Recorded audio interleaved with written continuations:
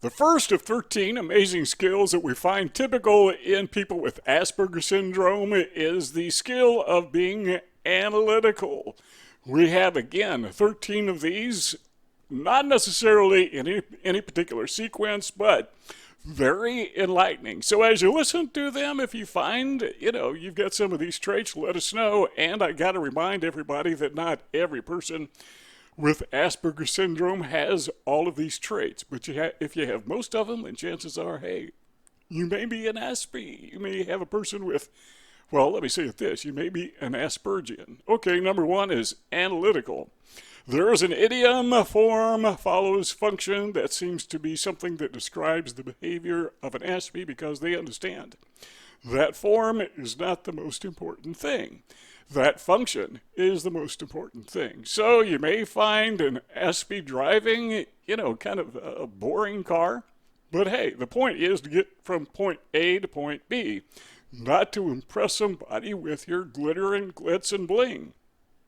Speaking of cars, people with Asperger syndrome may think something like this when it comes to buying a new car. Now, typical people, they'll say, well, let's buy a used car and let somebody else take the depreciation. Well, an Aspie will not think that way. Well, some of them won't.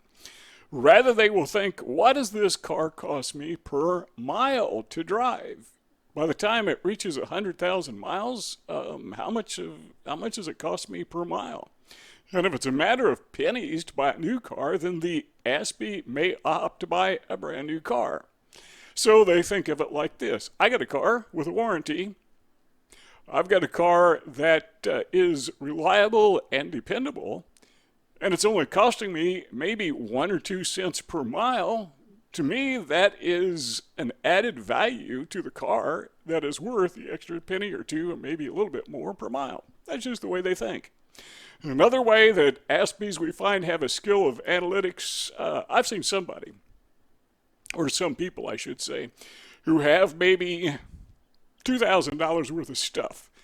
They don't want to throw it away, but they don't have room in their house for it. So maybe, I don't know, maybe they're in the transition period where they're moving, and so they go rent a storage unit for $200 a month to store $2,000 worth of stuff. Okay, I know sometimes there's heirlooms, you need to do that, but stop and think about it. From an Aspie's perspective, that storage unit costs $2,400 a year to store $2,000 worth of stuff. You're losing $400. You may as well just give it away or sell it, make a little money on it, and buy new stuff at the end of the 12 months or whatever the tenure is. I mean, every month, this is the way an analytical mind thinks. Every month you are paying rent for a storage unit, you are devaluing the worth of whatever is in that unit.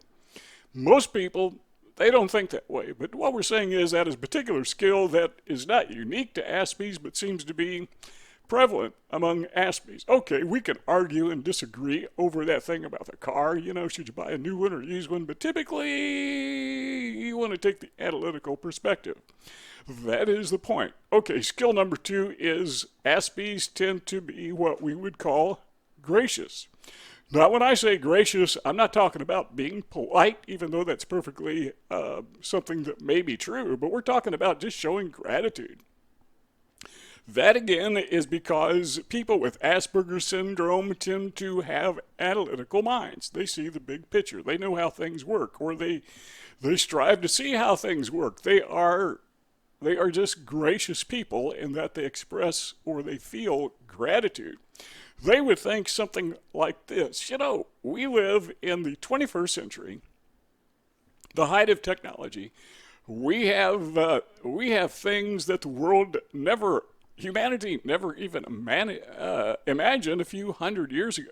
But over the thousands of years that humanity has existed, they didn't have things like air conditioners or advanced medical technology. They didn't have automobiles. They didn't have air travel. All these things that we take for granted, and most people do. They're just there, But an analytical mind, a gracious mind, an Aspie mind, will stop and think about that. So, what about you? Have you ever stopped and, just been overwhelmed by the technology and the advancements that we have in the world today? Or is that something, I never really thought of it? Well, if you think of it, there's a possibility that you may be an Aspie or you have the trait of an Aspie. Number 3 is this: fact finding. I got to say it like this. It seems to me that Google was invented for Aspies. Okay, I'm kind of joking there because we like to do research. We like to do fact finding. Now, I know people with Asperger syndrome and they love to read novels. Okay, there's some facts in novels, not a whole lot, but they enjoy reading novels. But those exact same people will spend hours reading Wikipedia. Just information for the sake of information. Now, before the advent of the internet, people with Asperger syndrome would be the types that you would see sitting around reading encyclopedias. And they enjoyed it. They got a thrill out of learning all this new information. They are fact finders by nature. So that is one of the inherent skills that we find typical in people with Asperger syndrome. Not all of them, but it's very typical. Number 4 is this: they tend to have a skill of writing. Now, why is that? I think it's because, and again, not every Aspergian rather is a good writer, but I think it's because they have a knack for words. Even little kids with Asperger syndrome, in fact, one of the early telltale signs of a kid with Asperger syndrome is that they have an extensive vocabulary. They tend to speak like adults. Well, when they put that down on paper, it's good writing. By and large, could be some exceptions again, but one of the skills of people with Asperger syndrome is they're not only good writers, but they like to write. They don't tend to express themselves orally. I mean, they're not good at conversations, but they are good at writing. And I don't know about you, but I don't like to make phone calls. I don't like to receive phone calls. I like to send text. I like to send email. Before the advent of the internet, I'd prefer to send somebody a letter. That could be a little dangerous. I remember when I had my business, I received a letter from a Baptist church I think it was a Baptist church. It was a church in Montana. And I thought, geez, what a strange name. Hell of a Baptist church. I read it wrong. The guy had written it in, he didn't type it. He wrote it with his hand. And I just didn't read it right. It was Helena, Montana. But anyhow, I sent the guy a nice letter addressed to the, whatever it was, Hell of a Baptist Church or Hell of a Church of God or whatever it was. I don't know. I didn't get that guy's business. I have no idea why. Maybe you could help me out with that. But the point is, we like to write, preferring to talking. Number 5 is this. We have the skill of stability. Now, you may not think of stability as a skill, but, consistency. Let's put it that way. That, I think, may be one of the reasons, one of the clues to a happy marriage. People with Asperger syndrome, they tend to have happy marriages. Okay, I know there are exceptions. Particularly if an Aspie marries a person who is overbearing and controlling narcissist, that could be an unhappy marriage. But they tend to stay married because they are stable. They analyze things. They are not hyper emotional. So it works out. So that is a tremendous skill. That is typical among many Aspies. Number 6 is this: objectivity. As I like to say, the objective is to be objective. So we're not our views are not colored by our biases. Rather, we want to see what reality is, not what we think it should be or what somebody else may want it to be, but it is, what it is.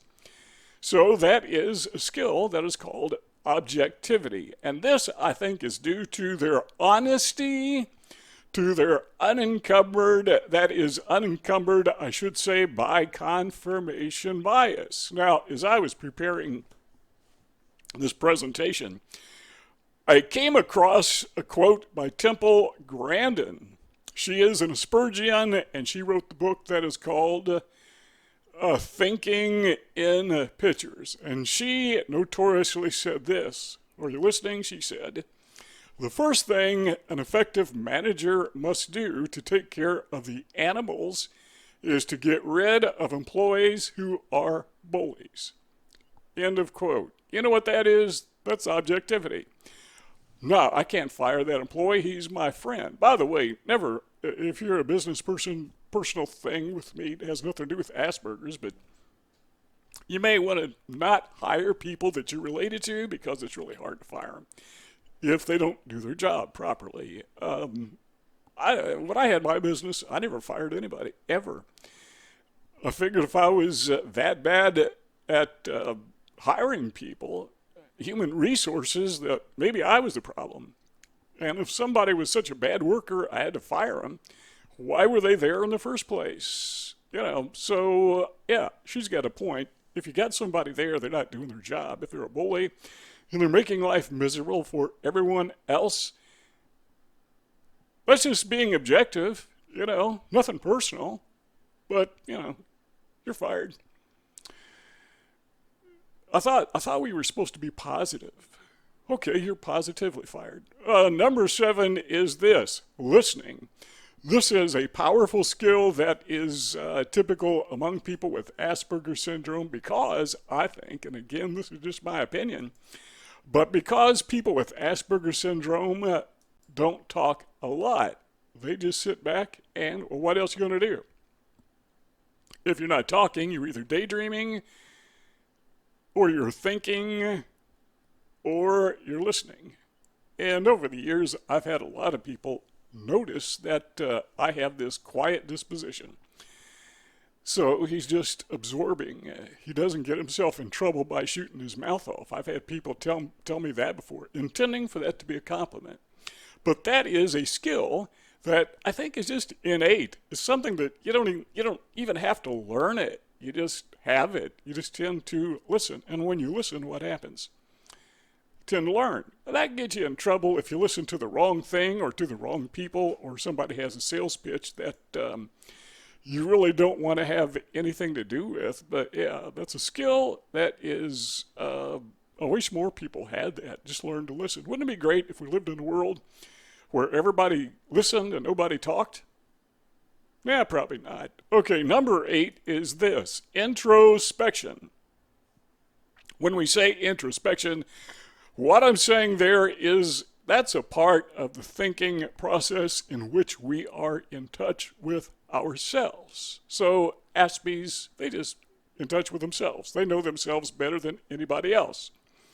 They don't overestimate their abilities, but they do sometimes underestimate their abilities. One of the indicators, the traits of highly intelligent people is they don't think they're highly intelligent. And I think the reason is because they know how much they don't know. Now, there were researchers, you've heard of these guys, David Dunning and Justin Kruger.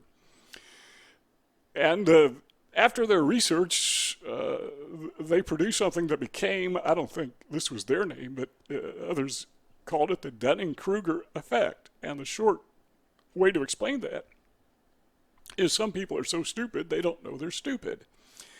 But once they take an IQ test, okay, they get it. Maybe they weren't as smart as they thought they were. But what they found was highly intelligent people, that's true, but in the opposite. They don't know how intelligent they are. They think they are stupid. That may be an exaggeration, but you get the point. People with Asperger syndrome tend to be introspective in the sense that they evaluate themselves. They want to know what their limitations are, what they're good at, what they're not good at. And if they're not good at it, they acknowledge it. They admit it. They don't do it. Not good at basketball, you don't play basketball. Period. Okay, you might shoot a few baskets, but you have no illusions about becoming an NBA star because you know where your limitations are. Now, that's not just people with Asperger syndrome, but that is one of the elements of being an Aspie. One of the traits is you have this ability to, the skill of introspection. Number 9 is, and I think you probably knew this was coming, number 9 is organization or organizing. If you have an organization, I don't care what it is, a nonprofit, a business, a family, anything, if you have an organization and you want it to run smoothly, you might want to consider putting an Aspie in charge. Now, Aspies are not, and this is one of the points we're going to get to, I think, Aspies are not forceful people. So if you put an Aspie in charge, you may have to step up and make sure that everybody understands this guy is in charge. Otherwise, they run all over him or her. But they do tend to have a knack for organization. They know how to put things together. Okay, let's think of something simple. You're going on a trip. You need to put all your luggage in the trunk. Aspie knows how to do that. They know, they can fill those little nooks and crannies. Just a skill, just an ability. From filling a trunk, loading a trunk, to running a corporation. They belong in that position where they can help you make that organization run smoothly and therefore more profitably. That's a skill, and it's worth a lot of money if people just have enough sense to acknowledge it. Number 11 is this. People with Asperger syndrome tend to be very dependable. And they tend to be very reliable. And I think the reason for their dependability and the reliability is because they live very structured and organized lives. Everything is a routine. And their life is a routine of routines. It's a structure of routines. So you can pretty much count on them. 100%. Well, not in my life. I know I've screwed up a lot of times. But by and large, they are dependable people. They organize. They are dependable. Okay, I forgot what number we're on. I think this is number 11 is accounting. That's a skill. Now, when I say accounting, I'm not talking about necessarily financially accounting, but that would be included. But we're talking about something a little bit broader than that. They want to keep their ducks in a row. Again, people with Asperger syndrome have a knack for numbers, but they have a knack for everything almost to a fault. But accounting, keeping track of things, knowing where everything is, very seldom losing anything because everything is in its place. They can account for that. That is a skill. And a lot of people don't have it, at least not to the extent that people with Asperger syndrome. All right, number 12 is this. Aspies have this skill that I really didn't know what to call this, so I called it just being centered. People with Asperger syndrome, because they evaluate everything and because they pretty much know where it is and what's going on. Now, we're not just talking about material things, but we're talking about life in general. They're very centered. They know what's going on. They got a handle on it. Now, due to abuse, both past and present, Aspies often sink into a fog of depression. But here's the good news. They put their analytical mind to it, and they are able often to get out of that depression. So they may say, depression, okay, that's a biological, neurological condition. How do you treat things that are biological and neurological?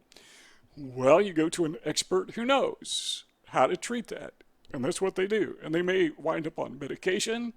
If that is what is required, they may wind up in counseling with a therapist if that's what is required, but they acknowledge it.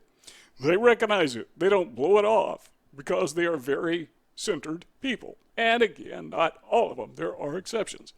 But they tend to have their act together. And when something goes awry, like depression, they act on it. They don't just let it exist without doing anything. All right, finally, making decisions is a powerful trait that we find common in people with Asperger syndrome.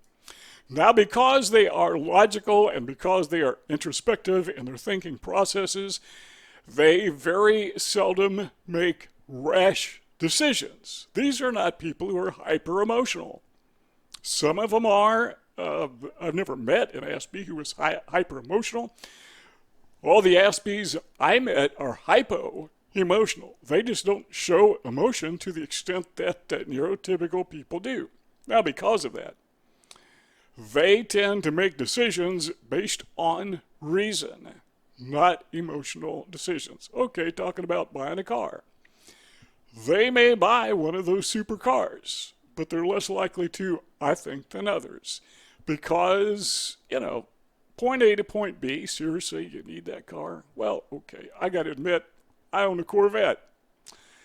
Some people go through